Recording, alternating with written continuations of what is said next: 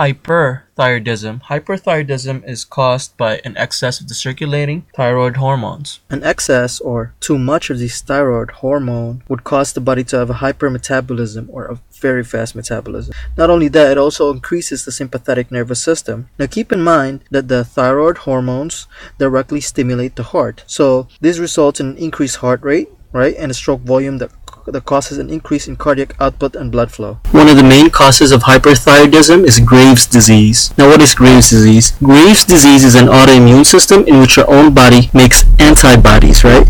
And these antibodies attaches themselves to the TSH receptors, or the thyroid stimulating hormone receptors within the thyroid tissue. And when that occurs, the thyroid gland end up increasing and therefore overproducing thyroid hormones. Now, since a hyperthyroid patient has hypermetabolism or a very fast metabolism, we then need to take note of the patient's weight. These patients will usually report a sudden weight loss or an increase in appetite. Also, patients with hyperthyroidism seem to have heat intolerance. What that basically means is that their body has a hard time tolerating heat. So, usually these patients would be sweating or having diaphoresis even when the temperature is fairly normal. And sometimes in the winter time, they usually would wear lighter clothing than other people. In regards to the cardiovascular system, these patients would have tachycardia and is prone to having palpitations. So what as nurses can we do for the patient? Well, we can encourage the patient to get some rest and make sure that the environment is quiet as possible. Also, we can give the patient anti-thyroid drugs. Obviously, the anti-thyroid drugs block thyroid hormone production, right? Or decreases the thyroid hormone production. Now, one of the most common drugs used